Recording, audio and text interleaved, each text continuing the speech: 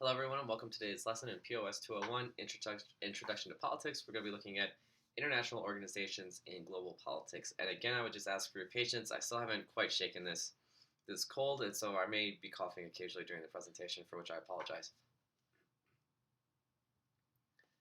When we talk about international organizations, we're talking about clusters of ideas and coalitions of interests at a transnational level that generate purposeful activities in pursuit of a desired outcome.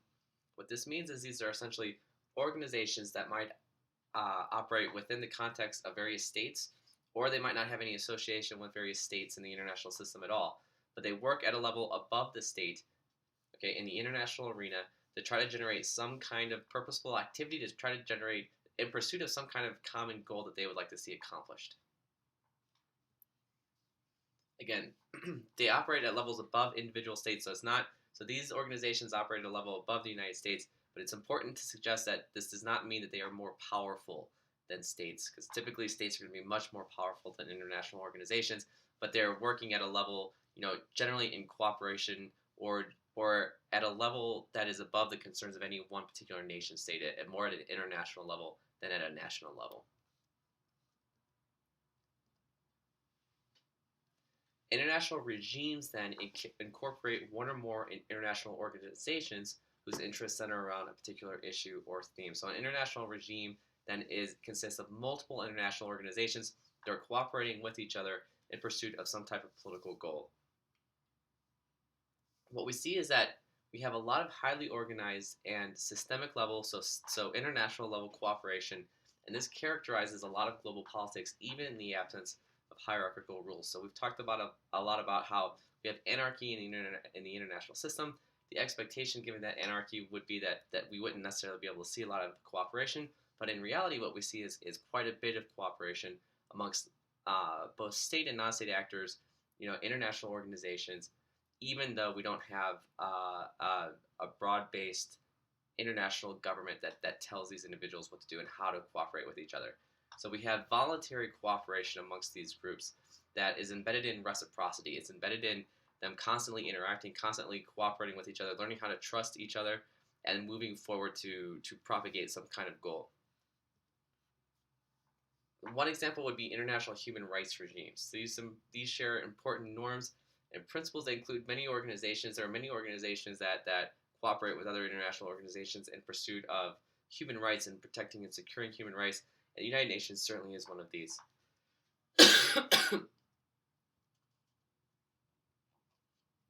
When we talk about international organizations, there are two types. We have intergovernmental organizations, or IGOs. These are set up specifically by states through multilateral agreements. And what we mean by multilateral agreements, this is when more than two states sit down together, draw up agreements for how they're going to construct these types of institutions. And the United Nations is a prominent example of an intergovernmental organization. We also have NGOs. These are non-governmental organizations. These are set up by non-state or non-government actors. It is important to note that these do not include businesses or commercial activities. They also do not include, we can think about international drug cartels. These also are not included in the definition of non-governmental organizations. What we see as far as the emergence of international organizations, the development of international organizations, is that there weren't typically many international organizations prior to the 1800s. Still, that doesn't mean that we didn't have important historical precursors. We didn't have organizations that helped set the stage for what we would later see as international organizations. For example, we have defensive leagues that were set up among various small city-states in China, Greece, and Europe. But it's really the rise of the modern state system, along with advances in communications technology and transportation technology, that facilitate enhanced diplomatic networks as well as organizations.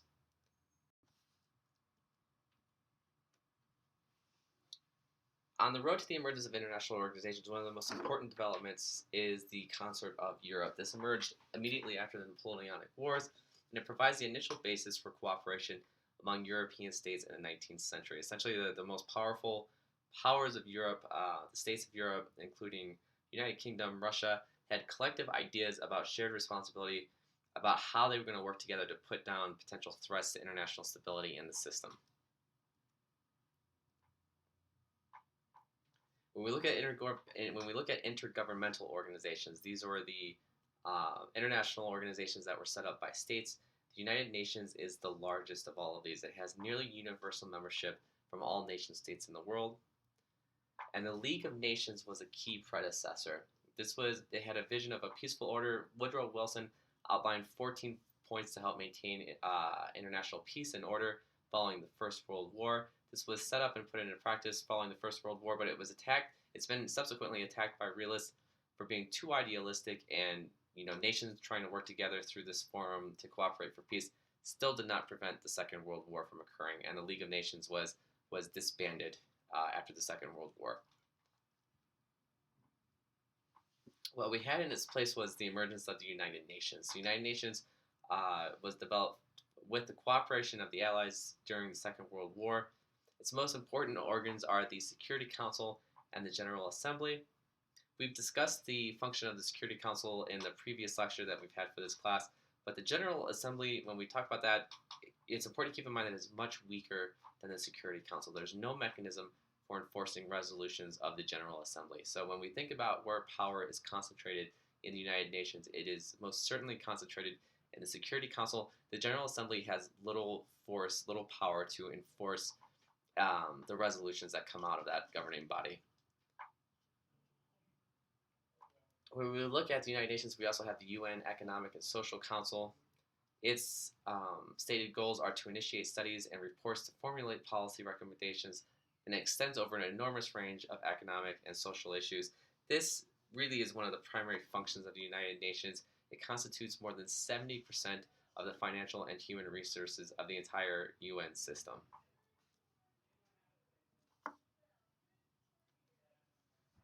When we look at intergovernmental organizations, there's a big emphasis on human rights, and in the United Nations in particular, but it is also somewhat controversial. We have the Human Rights Commission, which was developed as a response to the Holocaust in Nazi Germany. We, of course, have the attempts by the Nazis to exterminate Jewish populations of Europe. This is a huge humanitarian atrocity, and because of that, we get the Universal Declaration of Human Rights, which is intended really to prevent something like that from ever happening again. And it suggests that human beings have universal rights that cannot be infringed by the states, but that we see that there are a few problems with trying to enforce human rights. First, just because this charter exists and just because countries sign by it, it is no guarantee that countries will actually abide by it. We've seen many examples of countries that have signed this charter that still engage in human rights abuses. Also, there's a big difference in opinion as to what exactly constitutes human rights. Some countries don't include civil and political rights as being human rights.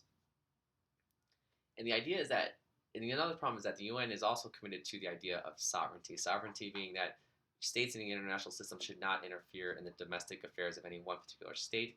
But the question becomes, should sovereignty be infringed to protect human rights? If a particular state is infringing human rights, does the international community then have a responsibility to step in and infringe the sovereignty of that state in order to protect the human rights of the individuals living within it? And there's not necessarily an easy answer to that question.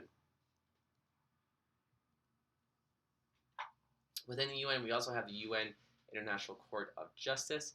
Here we have 15 judges that are elected to 9-year terms by the General Assembly and the Security Council. It's essentially a world court. It decides legal disputes submitted by states, and it gives advisory opinions on legal questions submitted to it by various UN agencies. We also have the UN Secretary General. The Secretary General is responsible for the administrative management of the United Nations. The Secretary General also brings matters that seem vital to international peace and security to the attention of the Security Council. In addition to the United Nations, there are other very important regional organizations that we're going to examine in next week's lectures, including the European Union, ASEAN, Mercosur, and NAFTA. And again, we're going to discuss those next week.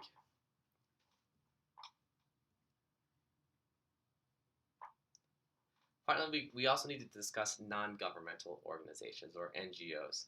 These are formal entities, so these are formally constructed organizations that are self-governing. They govern themselves. They make their own rules for what types of policies they're going to investigate and how they're going to do so. And they are private. They are not affiliated with the state. They work independently of governments.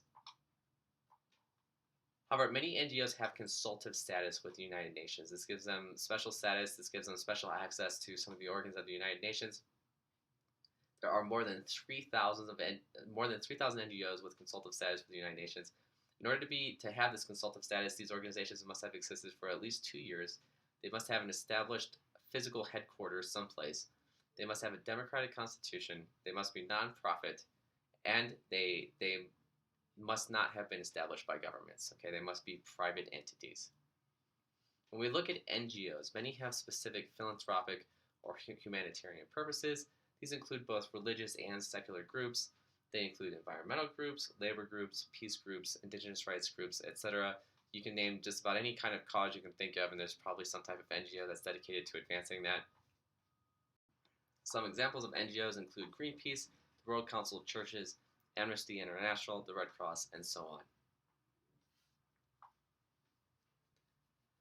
Many NGOs are part of larger social movements. Social movements are some kind of collective action driven by a particular set of social concerns and emerging from society at large rather than through the government institutions of the state. So essentially, social movements are some kind of forward action by more than one individual, by more than one institution that are driven by some concern, by some social issue, some social concern that it would like to see resolved. Okay, and it resolves from society rather than from any kind of state or government institution. In point of fact, they often emerge in opposition to certain aspects of state activity, and they often transcend state boundaries. Global civil society, then, is constituted by NGOs and global social movements.